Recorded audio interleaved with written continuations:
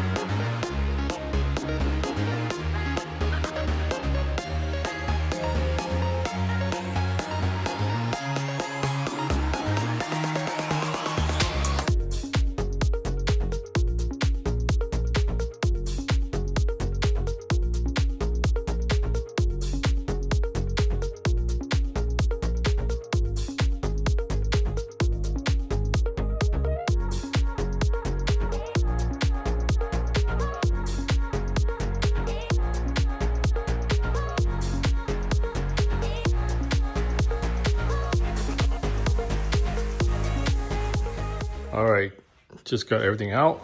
Ready to take to Grass Valley to Krispy Co for the hardtail. Started it at around 10 o'clock and we're now at 5:47. It's a full day to strip everything. Morning, guys. It's 4:15 a.m. So you're gonna head to Grass Valley. Let's go.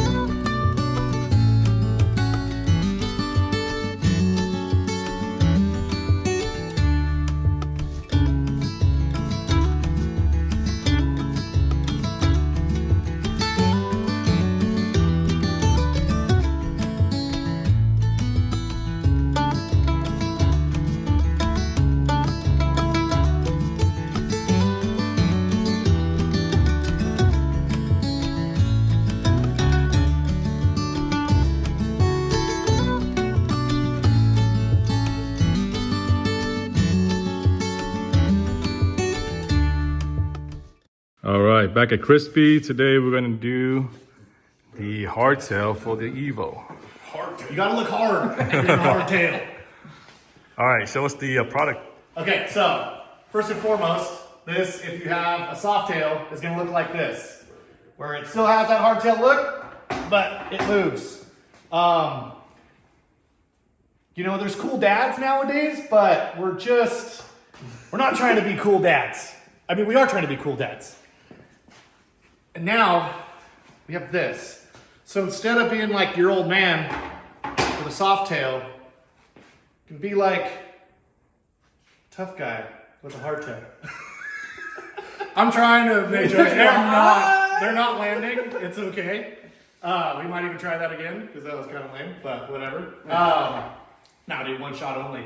So anyways. Yeah, first take every time. First take every time. So anyways, and to be like, this, just look at how insanely, like, that's just not very beautiful. And it's heavy. Crazy amount of weight down there.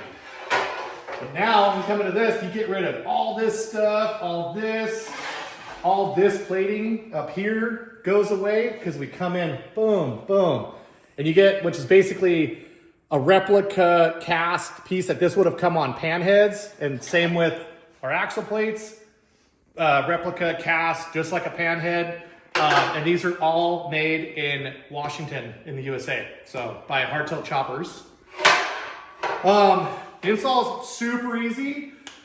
In this particular video, so we have another install video where we install this hardtail on our table, but when we do them here, which is a service that we provide, we install them in our CT Newman frame jig, which is over there. So for Son, being that he was closed, he's able to bring his frame, come do it with us. We're gonna set it up in the jig and do it the way that we would do it for any other customer. And if you want it, we can do it in your frame jig too. Yeah. So you don't have to do it at home. Yeah, so they provide the hardtailing service as well as selling the hardtail on their website. Yeah, so you can buy it, do it yourself. We try to make it as simple as possible for you guys. But 4 cuts. Yeah, 4 cuts. Prefer, like, if you are gonna try to do it yourself, it's really important, like, please just be like an experienced welder. Like, at the end of the day, that's all that we ask. You know, like, we don't want people that don't know how to weld putting these on. This is a pretty important part, but at the end of the day, it's on you. So Yeah, be safe. Put on. Yeah, but if we do it, trust me, you're good. If you buy one of these hardtails and you want to do it yourself, it comes with this little install guide. You already know all this stuff. So then we're going to move to where to mark and cut. So first spot's going to be, you take this little tab off and then cut right here, pretty much in the weld. And then up underneath here, also pretty much in the weld, like get as close as you can to that plate. You know, it's better to have it close and have to sand it down a little bit to get everything to fit than to cut it too much and have to fill. And then after that, with these bottom rail cut lines, so you measure off here, 7.5 back from that plate, 7.5.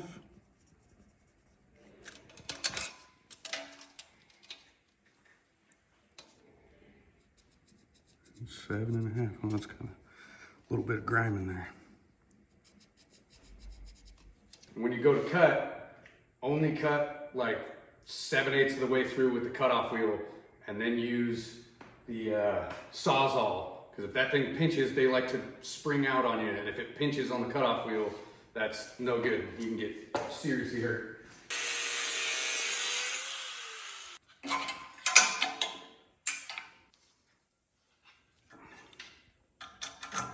That's good enough.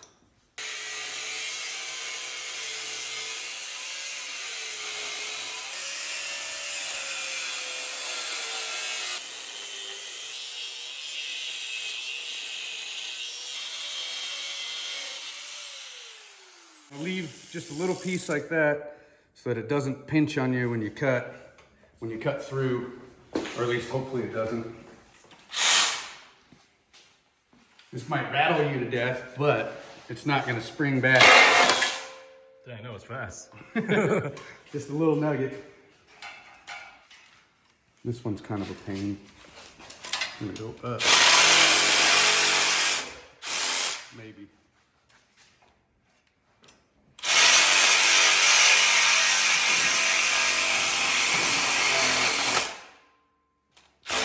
There we go. That went through for sure.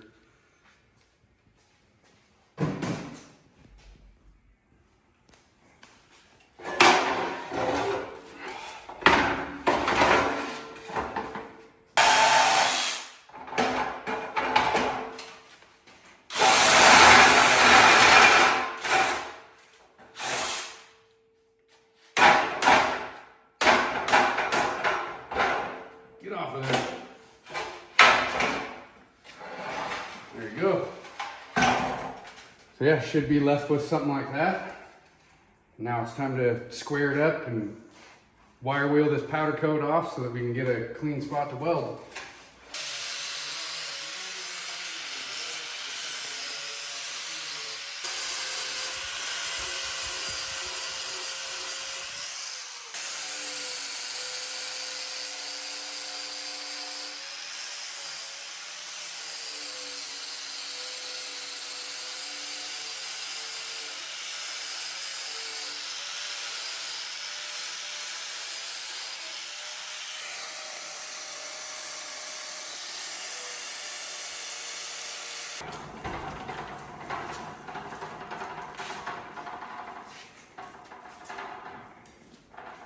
So this is for registering in the jig. Oh. So this is like the engine mount that slips in here, so you can get your neck Oh, set up. gotcha. Transmission mounts in,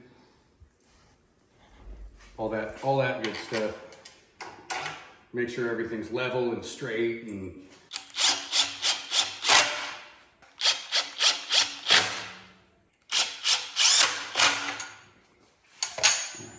All right, now we're taking the front part into the jig.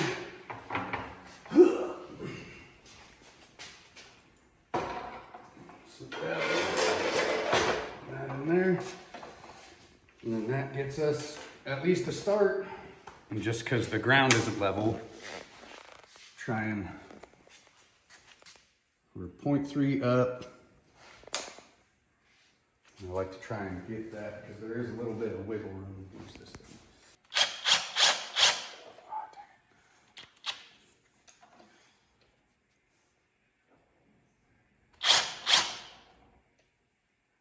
it. Get there. There we go. So now we're at least even with the table. Our kits come with these slugs for the bottom rails. They slip in here, and then they slip in the bottom rails over there. So we're gonna do rosette holes about a 1/2 inch back everywhere that gets slugged. So there, here, and then right up here on the top of the backbone. And that way everything's rosetted in. 1/4 inch hole.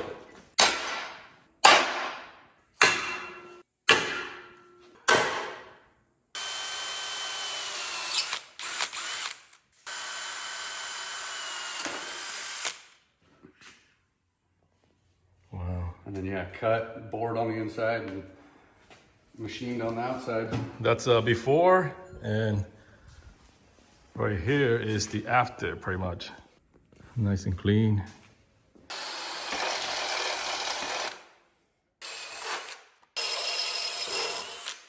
Cool. Now you gotta deburr your holes. We got these fancy guys, which is really nice, but you can do it with a file or whatever you got.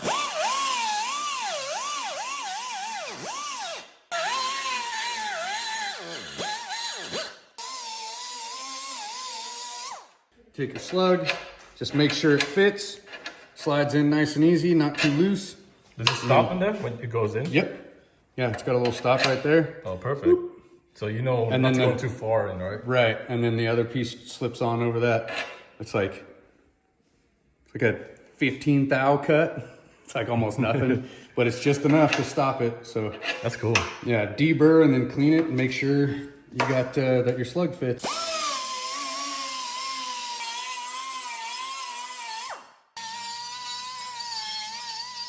And we'll take this bad boy.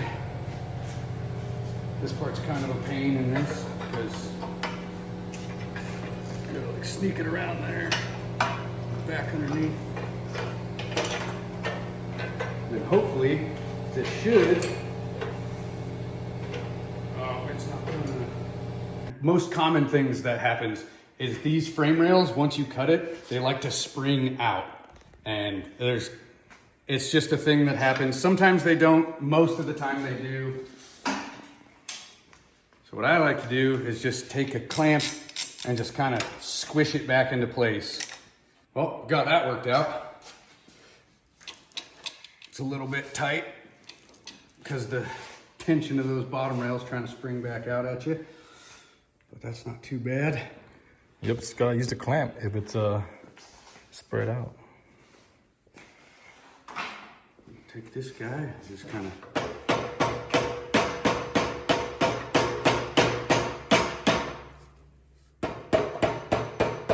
Oh yeah, that's a nice fit there.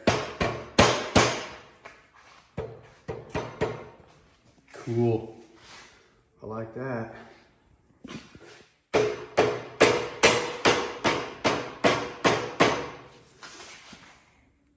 All right, so now, super duper important part, even though everything fits up great and all that, just to double check and make sure that everything's gonna line up when you go to bolt your pieces back in. Tranny mount, right? Tranny mount. Tranny mount is super important because you see here, like this is all pretty nice, but your holes don't line up. And this is something that'll happen, like sometimes these aren't square. So when you go to measure, your cuts might be off a little bit. And in this case, it looks like over here, we need to take this side down a little bit so that this thing can scoot in more and fit completely. As I see, we're touching over here. Sometimes you'll get a gap, which is good. Better penetration when you're welding, but this has to be sanded down so that we can get all the way in there.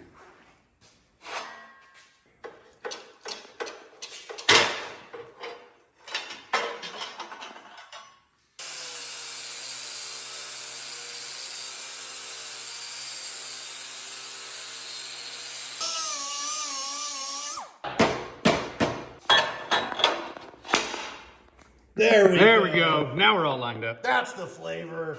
Perfect. Our kit, when you buy the hardtail, comes with those slugs and these guys here.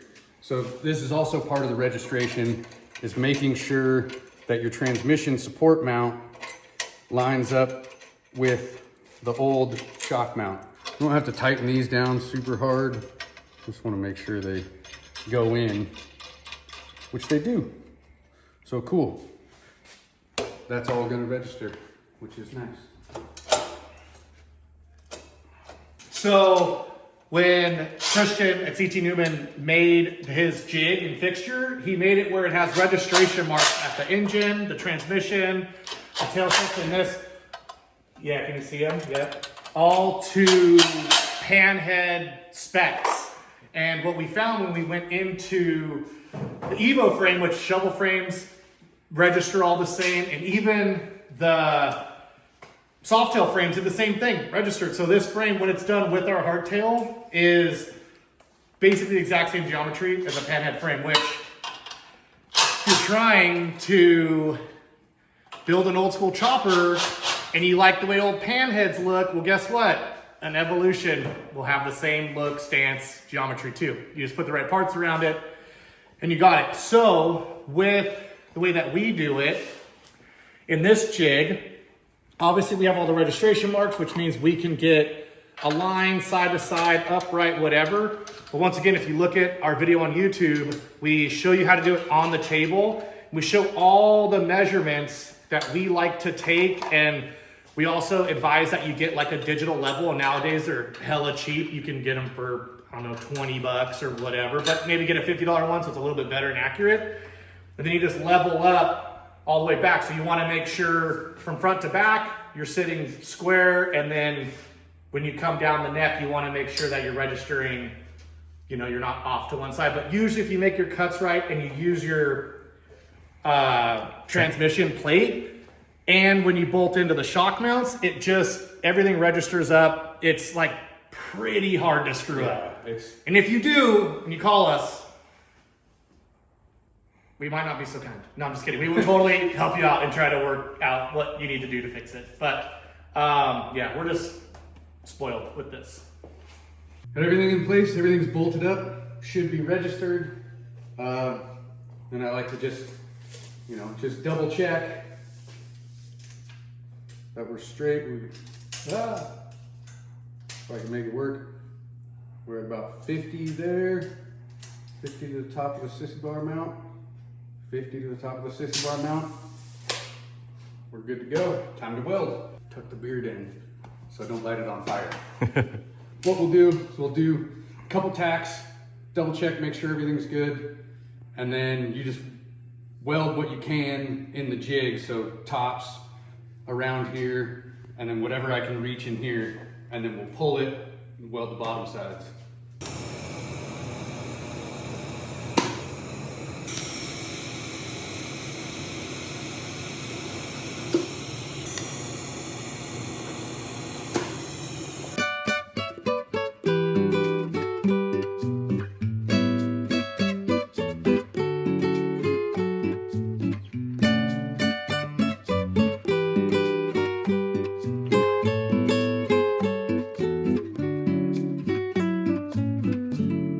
Forgot to mention this before, but we don't weld the inside here when it's delivered, because when you do, it tows this in a little bit. So this is really hard to get lined up. So just make sure you remember to weld that after you pull it.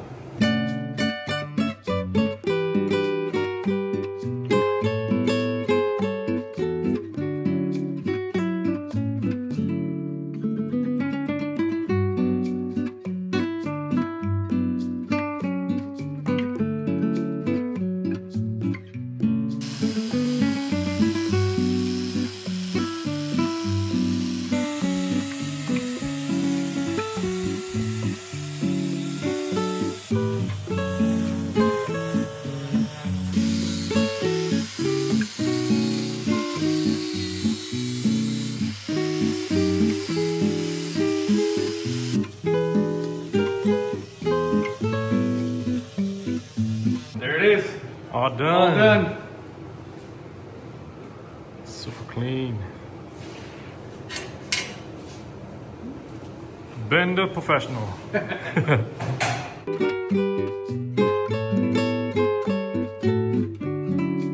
Okay, people, Ben did it. Hardtail's installed, still hot. Still hot. Literally Yeah. still warm right there. Yeah, don't touch that. So you guys got to see how this thing stabs on. Super easy. Definitely when the G-Bone does it for us. So we offer some other parts specific to this chassis. And then if you were to hire us, we also offer more services. Like for instance, if you want us to get rid of these brackets, get rid of this tank mount, shave it out, remove this, like we do all the bracket removal, shape it out really smooth. We can also mount your tank. And then when it comes to the rear end with the fender, we have our adjustable fender mount kit, which is all bolt-on. That goes there like that. I think this is backwards, but whatever, you get the idea. Yeah, and it That can goes go there like side to that. side, in and out. And then this hangs there with that there.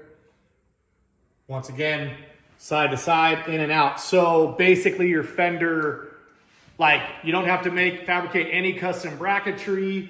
You just bolt it on, figure it out and go. And if there's anything we've learned over the years, no matter how many times we've done custom brackets, for some reason, when that bike comes back from paint or whatever powder coat and you go to put it back in, nothing ever fits. It's mind blowing. Yeah, I know. Don't know what happens, but this solves all that problem because everything's adjustable. So we really like, even though we can fabricate, we love using this fender bracket kit. It's just like, it takes a minimum of 4-hour job down to, we do them in like 45 minutes. We can set up a fender and it's done.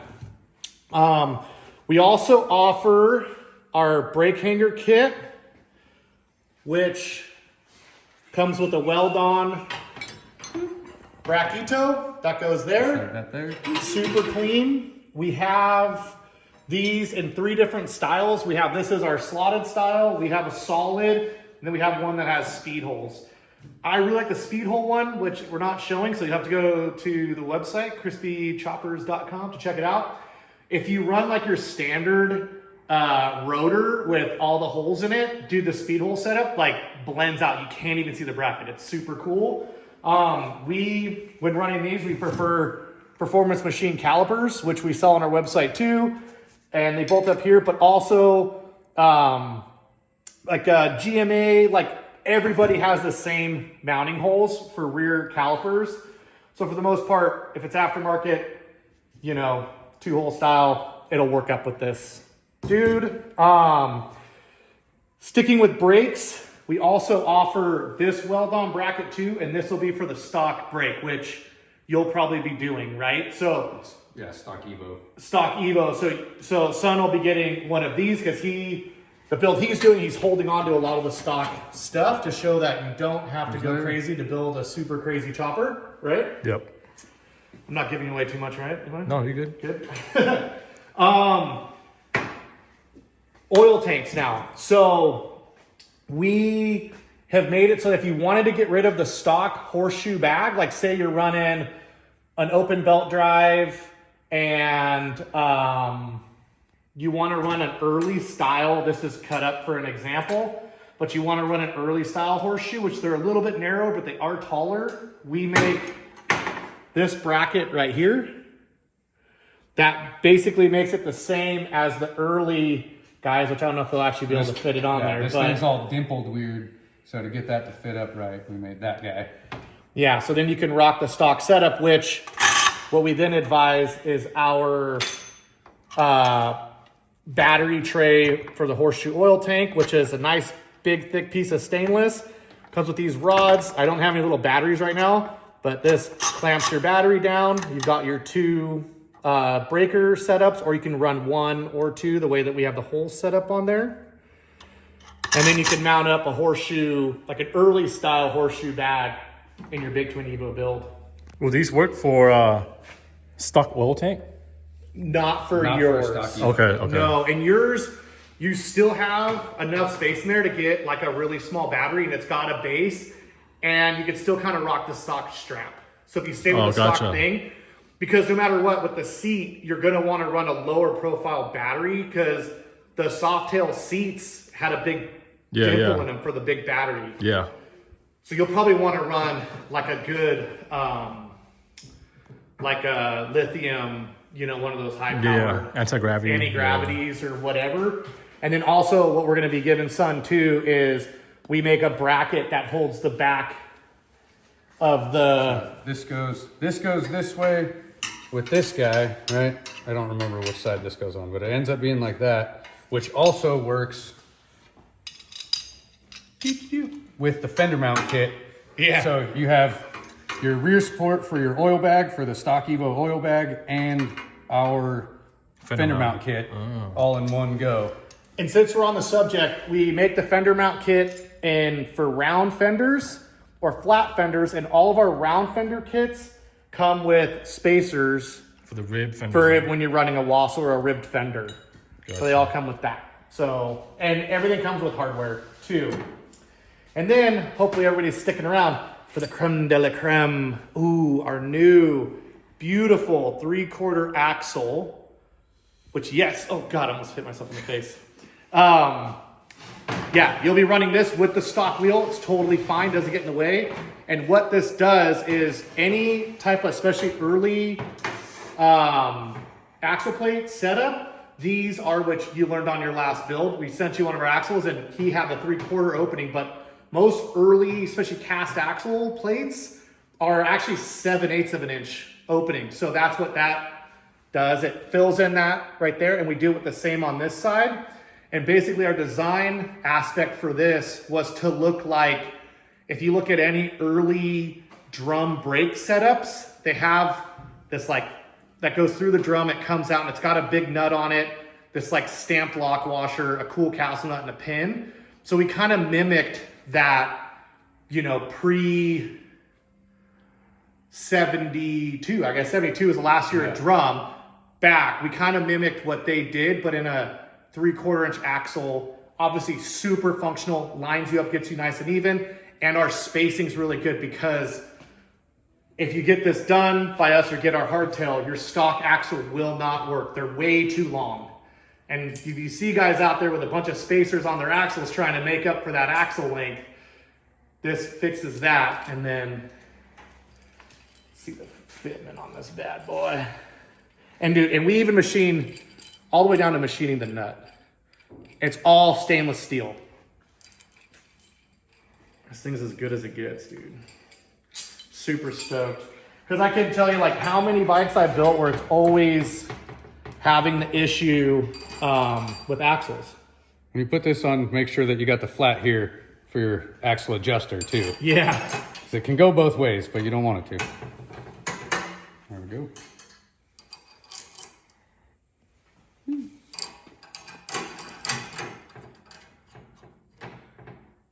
And for safety,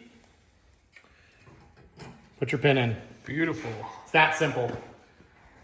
And like, look at the fitment, it's perfect. And these will fit other people's hardtails as well within reason. As long as it's not like a wide tire rear, like you're good to go. So, yeah, dude, that's it. Thank you, son, for Thank you, man. checking out our stuff. Thank you.